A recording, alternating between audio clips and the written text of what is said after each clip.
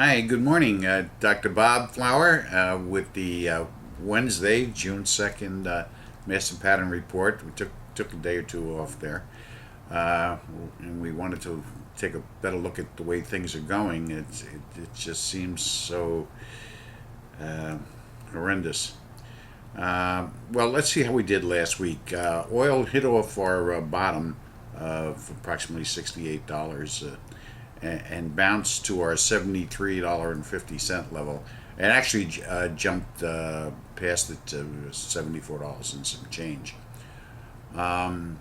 As we stated, the S&P is still down into early June before it bounces for the last time.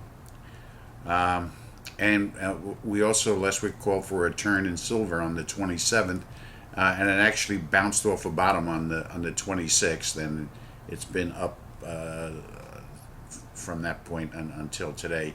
But for next week, we see silver dropping here along with gold and oil also. Um, but you can bet deflation or no deflation, oil is ready to take off. The Middle East is a tinderbox ready to explode, and oil with it. Um, Now, if the economy shows any signs of recovery, that too will generate a high oil price, and that may well be the thing that triggers it, regardless of the Middle East. Uh, and talking about that in the world, once again, law and order are failing all over the world. Israel is in trouble and losing support. Um, you know, they're trying to defend themselves, and in the process, they're foregoing any international rules or order, and that's not good. It's not good for them. It's not good for the world around them. Iran is going crazy and maybe facing some severe internal strife soon. The pattern really looks like that's what's coming there. And North Korea is getting ready to make another strike. I don't think we've seen the last of what they're going to do here. They're really provoking. They're sticking their chin out and saying, "Go ahead, take a swing." Um, and in addition to that, I'm fearful that a major American East Coast city is going to get hit this summer.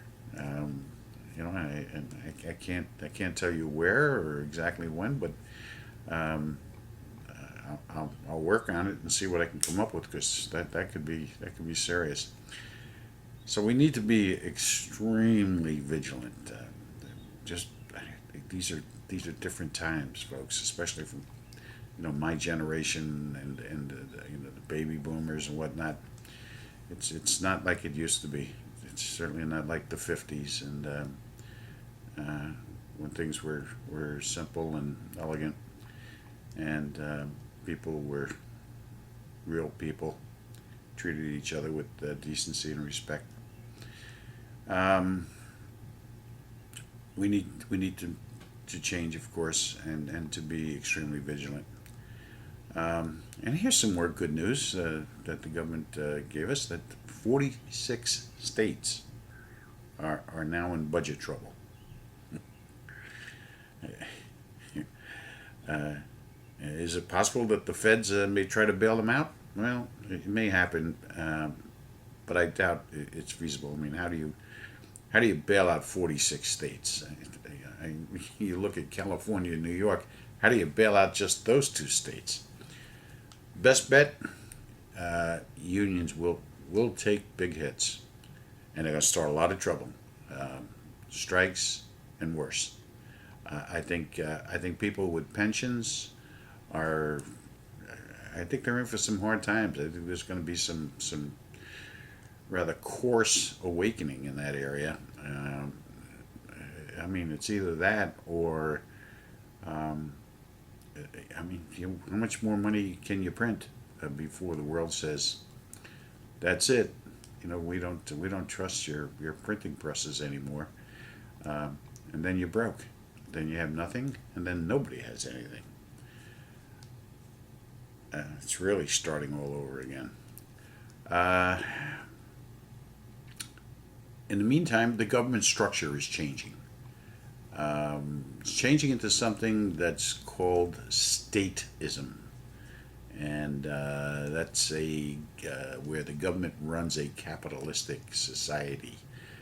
Yes, we have capitalism, but it's not not being generated by Adam Smith's guiding hand, invisible guiding hand, or organizations of various sorts.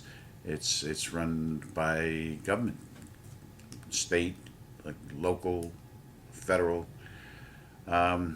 which is practically where we're at now. In any event, and this is worrisome. It truly is worrisome. In addition to this, the FTC is being pressured by 30 organizations to put restrictions in place for talk radio, TV, and the internet. It seems like the liberal left is taking heat and taking hits and wants to shut off the voice of the conservatives and the moderates because they're the ones that are getting the attention. I mean, and that's got to tell them something. I mean, if the preponderance of people are in favor of conservative and moderate concepts, then that's the direction that they should be attempting to look at and to define instead of trying to defeat it. Try to find a way in which both sides can coexist in a sense, and that was the whole notion between states' rights. You know, that you can have a state that was extremely liberal and you can have a state that was extremely conservative, and you went to your state and I went to my state, and if I didn't like the state or what was happening in my state, I can move to another state and be assured that that was the notion and the concepts that I would be embracing within that community. And that is the answer. That original concept is the way we have to go. We have to get back to that. That worked. So it's like someone said to me about this whole thing recently. You should look more at the future. What future? The poor guy doesn't even realize we're at the end. There is no future. The future is 12, 18 months from now. That's it. That's it. Wake up. We're at least it's the end of the future as we're accustomed to it. The big question is, and I keep raising this, is what will replace our way of government? And this is why we formed a Potentia Nation, to be a prominent factor in that move. I invite you to go to our website, go to our blog. Let's hear from you. We want to have a collective voice with as many people as is possible to put into place something that we can believe in, we can live with, and we can strive and be successful and fulfilled. It's not going to happen the way we're going right now. Socialism and this new statism is not going to work, and neither is anything else.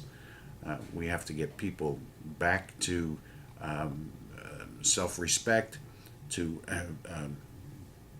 working as hard as they can to improve their position and to take on the difficulties of life. That's the whole answer here. So please join me. Let's